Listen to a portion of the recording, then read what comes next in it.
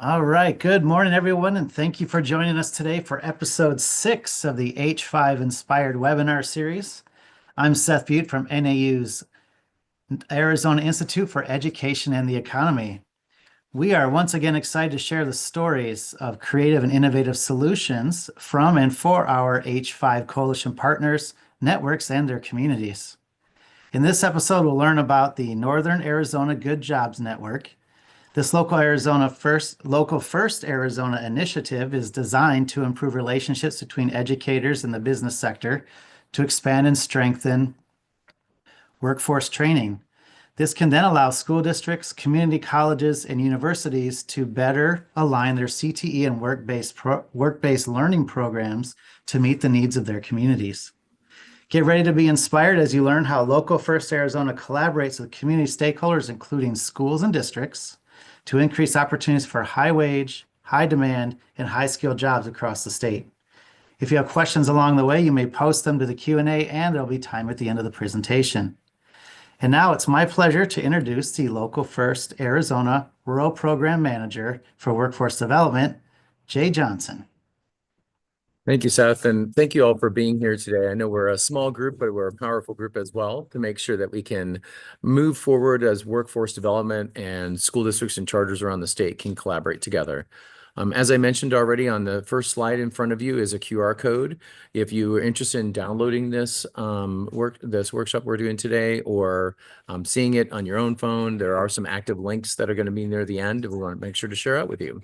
But thank you again for having us here today.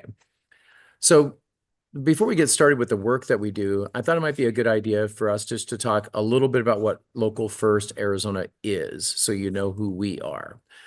And we have a lot of different initiatives that we do throughout the state, all around rural development and workforce development in the unit that I'm in. But there's also a business unit that works out of the Tucson and Phoenix area.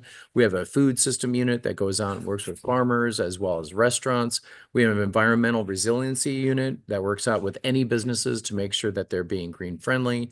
And then we overall want to make sure that we're deepening Arizona's economy to include everyone. And we think about banking local to make sure local funds stay within our communities and really move our work forward, whether it's with Local First Arizona or with their own communities. So with that said, I also wanted to let you know some of the different work that we've done throughout our time here in Arizona. And we've had some technical assistance that we've offered throughout the state. We facilitate, that's where I'm at today. I was facilitating a meeting here in Superior, Arizona, and working with community members with that. We pilot solutions, of course, building networks, and then communicate system strategies, which we have a few relative to a rural survey that we did with youth and young people about a year and a half ago.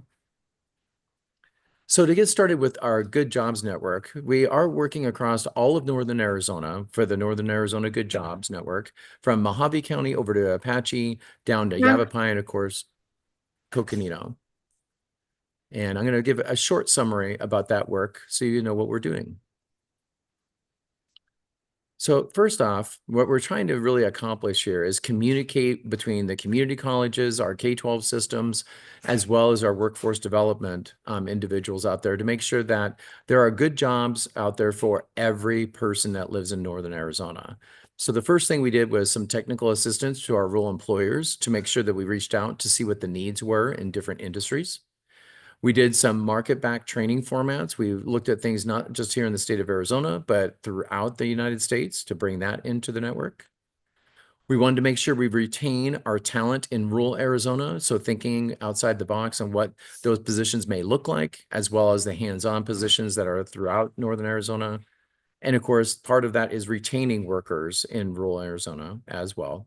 And that work comes together with supplementing existing wraparound services, which we're getting ready to push out here in the next month or so as it relates to the Good Jobs Network. Because we realize that sometimes it's the wraparound services that keep somebody in a program or keep somebody employed. And let me jump to the next slide.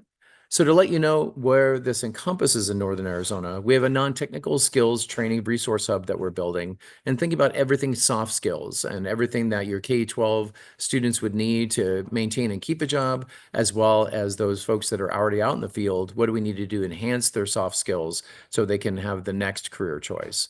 We are doing a stackable hands-on training for construction, an MA Accelerator program out of Yavapai Community College, and a food service upskilling and entrepreneurism up in Northern Arizona in the White Mountains.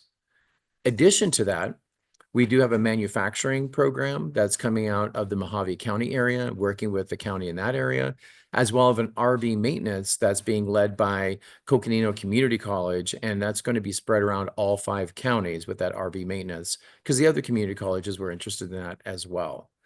All of these programs are ones that were looked at from a market standpoint, at that a need in certain communities, and how do we meet those needs to make sure we get folks trained as quickly as possible so they can enter the workforce and continue working in our rural communities. So part of this work that we're doing now actually came from a survey that we did for the Voice of Rural Youth on Jobs. This was done with some different communities around the state. We had northeastern Arizona, northwestern Arizona, the Copper Corridor that includes Superior, Miami, and Globe, as well as Pinal County. Based on the numbers that we had throughout the state, we were able to report that back to our county representation. So we wanted to share who actually took the survey and who did we survey. So throughout the state of Arizona, with those county areas I mentioned, we had about 443 responses. The mass majority of them were under the age of 18. So the students that would be attending your K-12 districts and charters, as well as a few that were 25 plus and an 18 to 24. The collaboration that we did out in the Kingman area got us a huge amount of responses at 309. And you could see that the under 18 population was a little bit higher at 80%. And that's one of the things we wanted to highlight today, because one of the things that we pride ourselves on as Local First is being a nonprofit that works with workforce development, our K-12 partners, as well as our community college and training programs throughout the state. The part that we wanted to share today is what our youth had to say as it relates to their community. So we asked a question: what adds to the quality of life in their community? What came up number one is they said people who are kind and friendly, local high schools, which encompasses the folks on our call today, people I can relate to, as well as access to outdoor areas, their downtown areas, and last but not least, the natural beauty.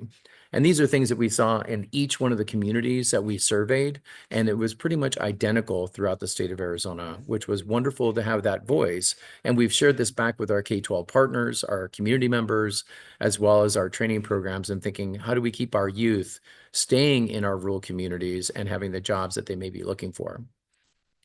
One of the other questions that we did ask our youth and young people is what significant obstacles for a successful future? There were other questions we asked as well, but for today's webinar, I just shortened it to a couple of these questions so you could see their responses. So the number one response they felt that was really a significant obstacle is that there were no good jobs in their community. And we considered a good job something that would be a full-time wage, that they could buy a home, make sure they're living in the community and do the things they want. When we reported this back to our community members, they knew that this is not true and there were good jobs in each one of these communities. So we started creating plans with them to see how do we get that information out to our K-12 partners so they know what kind of employment is available in those communities. They also felt the lack of education, which could be community college, universities, or other programs that they're looking for that they have not had the chance to attend in their rural communities. There was mention of drugs, social issues with mental health, leadership, and the last but not least, recreational opportunities. So it's interesting, again, when we look at the mass majority of individuals that we were interviewing with those high school students, and this is how they felt the mass things that were out there as it relates to significant obstacles for a successful future in their community. Once again, when we shared this back out with our community members, they started to look at each one of these and creating actionable steps to look at how do you overcome some of these things that may be misnomers, as well as things that did exist in their communities that they could improve on. Last but not least, within this area, we looked at our 4 strategic recommendations that we presented back out to the communities: building career and literacy awareness, form intentional partnerships, strengthening local support systems, and conduct additional research. You can see our entire research on the link that's at the bottom of this page if you're interested in reading all the questions we asked, all the results from that, and where we did take this information back out into communities. even though this data is about a year and a half old now, we've still had community members ask us to come and present or facilitate community member conversation to look at actionable steps as well. So in addition to the Good Jobs Network, and for also the information I just provided with our youth survey, we also worked in the Payson area about a year ago to work with Payson Unified School District, the Chamber of Commerce, the Town of Payson, and Arizona at Work. We brought those groups together because there was some miscommunication that was happening between those groups, and they wanted to develop a job fair that would be good for not only our high school students, but our community members. What you're seeing right now is a presentation that was at the CTE conference last summer, that we had folks from all over the state that were counselors at the CTE conference that came to our workshop. So I picked a couple of slides to share with you as it relates to the work that we put together. One piece of data that came from our youth survey is we wanted to kind of highlight that 80% of the youth in rural Arizona believe that they had to relocate for a good job. Again, the community members we were working with in the Payson area knew that there were good jobs available, and they wanted to make sure to change that. And this is some of the collaboration that we did together for that. So one of the pieces that we wanted to share with our community members out in Payson, as well as at the state conference, is that 82% of the students that went through the CTE program went into a CTE-related field out of Payson Unified School District. And then we also showcased what CTE areas they were actually producing in. And you can see these areas were in construction, marketing, ag science, automotive, culinary, and stagecraft. And knowing that our students who are completers within those programs go out into our community members in the town of Payson, working in these areas, or even working outside of Payson if they move down to the Phoenix area or move somewhere else in the state of Arizona.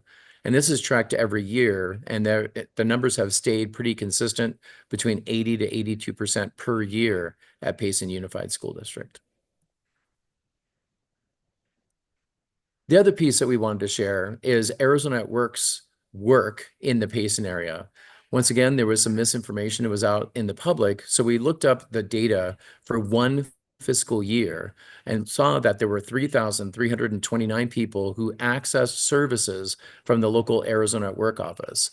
This was helpful at going back to our youth to know that there were youth programs available, resume writing available, as well as getting assistance, getting ready for an interview, all those type of things that were available to them, because many of our students at Payson Unified were unaware of all the services available.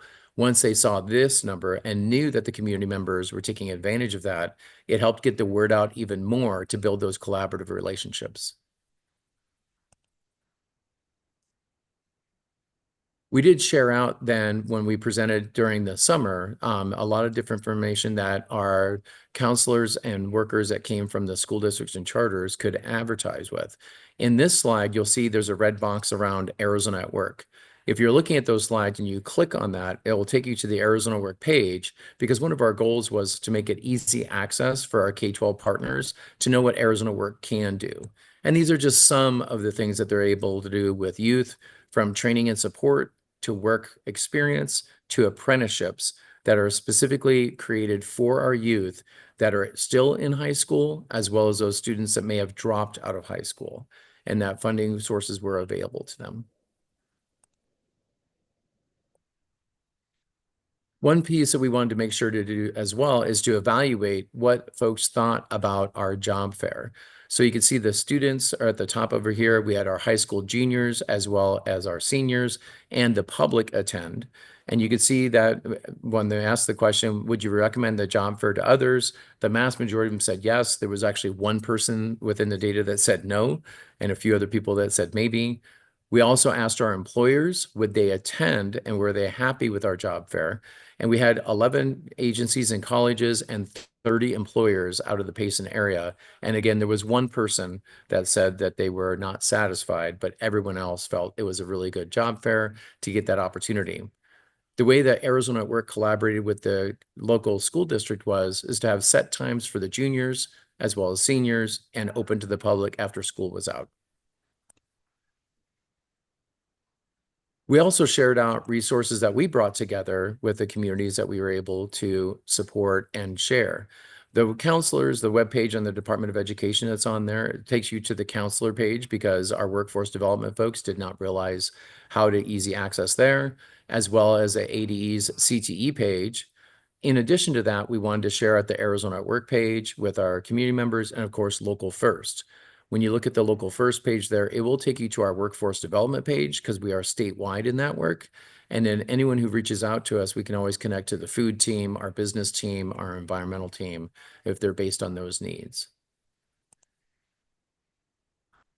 Additionally, some things that we found out was how to collaborate even more outside of Arizona at Work, the town, the chamber, the K-12 district, and Local First. So we looked at the Arizona Early Childhood Education group that's there under PBS and the funding that was available there for financial assistance. Of course, colleges that did attend and looking at the scholarships that were available there. Under workforce development, making sure that our youth and young people could find jobs and find employment. And I will take you to that page. And one example that we looked at for employers was Rim Country Health. They actually were paying for individuals to get their CDE licensure down in the Phoenix area, providing actual transportation and or gas cars to get there. And when those folks had completed that, they were employed then at Rim Country, and then they had housing available for those young people to actually live on site.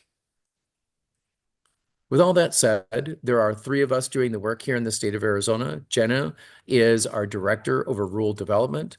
Andrew and I sit in the same positions as program managers and continue to make sure this work goes around statewide. And I wanted to make sure to leave a little bit of time if there were any questions on anything I had to present today or conversations around any of our work.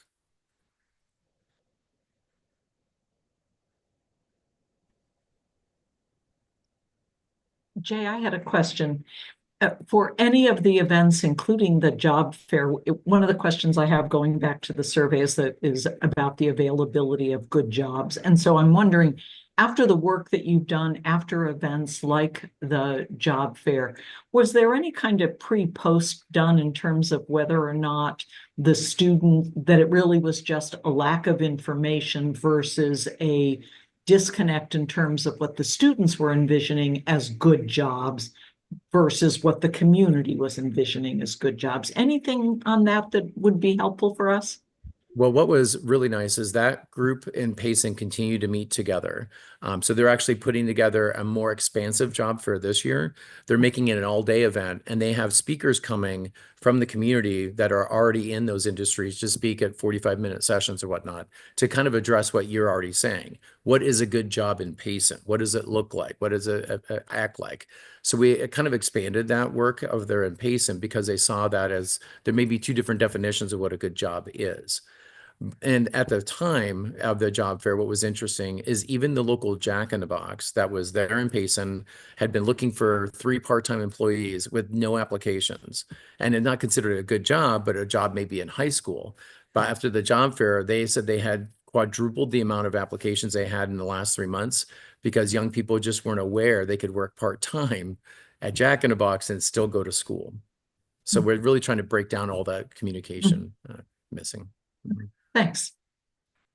Jay, good, I guess still morning. Good morning. Thank you for your comments and your presentation. As I was listening to you discuss partnerships that you were developing with your different organizations, entities, can you share any success you've had regarding the building of work-based learning experiences for your students? That has been and continues to be a focus for us, one that we've probably met with uneven success. Anything that's working well for you? Yeah, there's a couple different examples. One in Superior area, they're having what they call the Copper Corridor coming together. So we have superintendents, nonprofits, employers, all coming together to look at exactly what you're saying. How do we get work-based experience for our youth before they actually enter the workforce and actually leaving high school? One great experience is Arizona at Work partnered with a nonprofit here in the Globe area, to make sure to buy equipment for students to be connected to a welding program that already existed and getting workplace experience as part of that. The mine actually provided the training because there were no trainers available any longer in the K-12 system. They'd lost their teacher that was certified to teach welding. So those workshops started happening with that. And then now those students were ready and prepared with all the equipment they needed, all the pieces and parts with it, and transportation. The other one I can share with you is there's another district in northern Arizona that has been working collaboratively with not just Arizona at Work, but vocational rehabilitation. Because when we're looking at Arizona at Work in school work-based experience, they have to be low income and that and could be special education, foster care, and a couple other areas. So what they're going to build out on their campus is they're going to build a work-based experience that Arizona at Work will be paying these students $15 an hour, and those students will work on campus. So the district becomes the employer, but the students are going to work in the automotive program, front office, landscaping, whatever else may be in their interest level. So they're using the whole district as the employer. Then Arizona at Work said, we'll take the first 200 hours of payment to do it on campus. Once those students complete that and do a nice job, they have nice reviews, all those type of things, they're going to take the remaining 150 hours and then place those students off campus. So if I was a student working in the bus yard, I could then maybe work for Big O for my remaining 150 hours. And now Big O gets me as an intern, and the only thing that they're covering is our workman's compensation. They're not covering any of the pay for that. And that's the model that they're doing up in the north.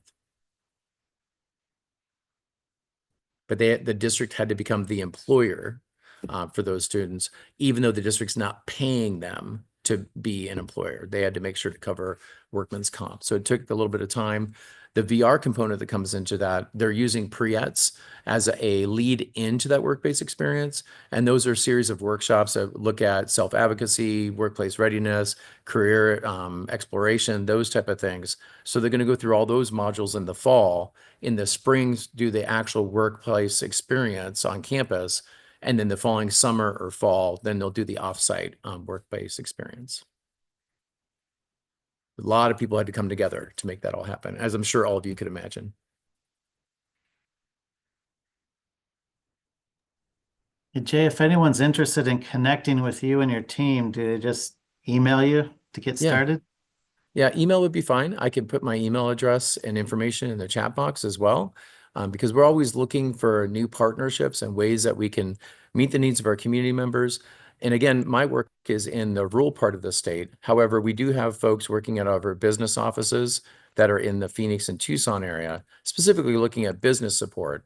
But we're trying to find new ways to make sure to collaborate with all of our high schools and charters in our state. Excellent. I'll include that information on the follow-up email that goes out to everyone. All right. So rural areas, so are there any limits to where you and your team go? Arizona is a big place, but we do work in all four corners of the state. There are a few other folks that will be working specifically like in the Cochise County area and things of that nature, but we do split up the work. We do everywhere. Some days I've been in Kingman one day, and later that week in the Show Low area, and then later that week down south of Tucson. So it happens sometimes. Excellent. Well, thank you so much. Does anyone have any other questions I should ask before I wrap up here? I was just going to make a comment, Jay, and I'm sure you and the team are really well aware of this, but in the opportunities that I have to be in environments that conferences and meetings that talk a lot about work-based learning for high school students, the model of the district and the district office becoming the employer for those opportunities for students. I see many, many more opportunities around that across the country for what we would consider normal internships, but also for apprenticeships that start in the high school area. And I think it's really exciting. And as you and your team know, and I'm sure everybody else, knows that's on the call today, that, given the opportunity to perform as professionals with the training as well as the support to do it, it's amazing to see students become young professional adults, et cetera, in that environment. And I'm really excited about more of the opportunities where the district brings them on, whether it's in repair and maintenance, whether it's in IT and security or other areas. So I'm excited that Local First Arizona is helping to support that. So thanks. That's great. And as you probably all know as well, the teacher apprenticeships has just been approved from the Arizona Department of Education, and that's a whole nother avenue. I think there are several teacher positions open in our state, and looking at how do we make sure to do that. Keep in mind, since now that a teacher apprenticeship exists, that means districts could look at pre-apprenticeships, which would be your high school students that could lead into an apprenticeship to become your next teacher on campus. Quickly writing some notes there. Jay, I don't know enough about that apprenticeship. I have not looked into it, but when the state of Arizona looks at apprenticeship and pre-apprenticeship and youth apprenticeship, those lines are pretty blurred. And, depending on how it's structured, I mean, it's possible only because of the work that I've been doing with a high school apprenticeship in cybersecurity for the last 6 years, in fact, getting ready to recruit cohort 7. That starts at high school. There are different ways to model both the on-the-job learning as well as the training, the related technical instruction, so that it might be that some of those teacher apprenticeships could actually be starting the apprenticeship work in high school versus it being considered a pre-apprenticeship. So maybe something we can talk about offline. As I said, I am not as familiar with this one, but I just know from working with the Office of Apprenticeship, there's an awful lot of flexibility around that. I'm sure Joanne and her team have been heavily involved in this, but anyway, thanks. Thanks for all the work you're doing. Yeah, and Joanne was the one who let us know about a year ago that the Department of Ed was taking the lead for the teacher apprenticeship. I did put 2 additional links in the box there. The first one will take you to ADE's page. It's their page on teacher apprenticeships, and there's blue bars to click on the drop downs. And then, as you mentioned, Joanne and her office overseeing all apprenticeships programs and pre-apprenticeships. But she's obviously the expert in our state when we're talking apprenticeship programs. All right. Well, thank you so much, Jay, for joining us today and sharing your information about Local First and all the work you're doing to create and retain jobs in the rural parts of our state. It's really important. Let's see. So I'll have a recording available later. I'll send the links out to everyone. And then for everyone that joined us on the call, thank you for taking time today. And you're welcome to forward these emails out to your colleagues later. And I think that's it for us. Thank you so much. Thanks, Have a Seth. good rest of your Thank you, week. everybody. Thank you.